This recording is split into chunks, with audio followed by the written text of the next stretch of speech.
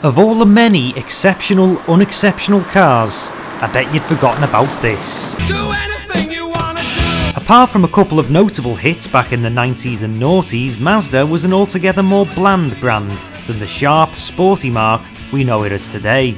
Up until 2008, 33% of Mazda belonged to Ford, who oversaw models like the Fiesta-based 121, Premacy MPV and Tribute SUV. The kind word to describe 90s Mazda is vanilla, the honest word is dull.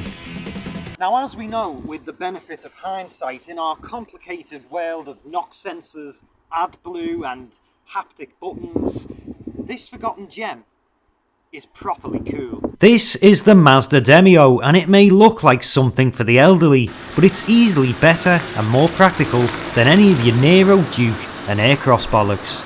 This is a car that actually has purpose. One of the things that's made this car age like fine wine is that back in the day, anyone who registered a brand new Mazda Demio was actually contributing to the fight against climate change. See, way back in 1998, Mazda pledged that they would offset the emissions of every new Demio that would take to the road. And as the rather attractive tree hugger explained in the Period Men and Motors video, it was her job to plant 5 new trees for every Mazda Demio that got sold. What will happen is when they buy a Mazda Demio, we will actually plant and nurture 5 trees on their behalf. Unfortunately though, Mazda did miss a trick.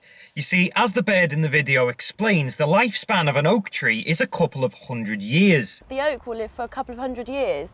But because of the incredible build quality and reliability demonstrated in the Demio, it's likely that it's going to outlast the oak tree. So if you buy one of these used, a little bit of advice here, then you may want to set a reminder to plant 5 more trees in a couple of 100 years' time to further offset the emissions once more. In all seriousness though, this is a solid old bus. It's almost like the quick save no frills range. Flat fronted, pretty gloomy, but what do you expect?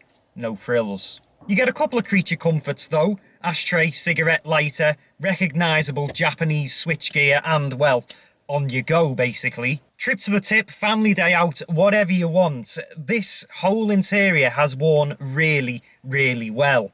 The Vauxhall Mocha, on the other hand, well, that would have sweated its chrome trim off even before the first toilet break. Now, both front and back in the Demio, you do realise that this is quite a narrow car, and in some scenarios it does feel a little bit snug, but we're going to give the Demio half a point because these back seats can move backwards and forwards, as of course can the front, so you can just about get everyone in comfort. So yes, it does pass the lanky Matty test for the legs and also for the head. This, you may have noticed, is quite a tall car. So a decent car then for getting people from A to B, especially children. They're gonna love it back here. But what's it like as a bed? It's probably time to come clean that I've lost most of the B-roll for this video, including the bit where I demonstrated the Demio's party piece bed feature. So once again, we turn back to Men and Motors. See you in the morning.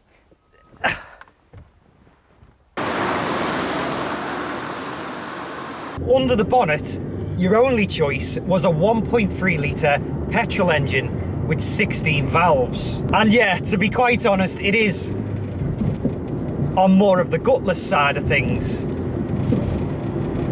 But if you push it, and it will let you, you and your new floozy will poodle down the road just fine. You've got quite a slick gear change on this as well, which I really wasn't expecting. And all the controls feel really nice and light. And it's worth mentioning as well that this car's done 122,000 miles, so for a cheap car from back in the day, it does all right, and it revs really freely as well. Now, it's a tall car, this, so it does roll when you knock it into a corner, and there's a real lack of feel from the steering when you do so. You cannot put your trust into it. The ride, it is a little bit firm, And of course, the driving experience isn't the most refined, but hey, what good time is?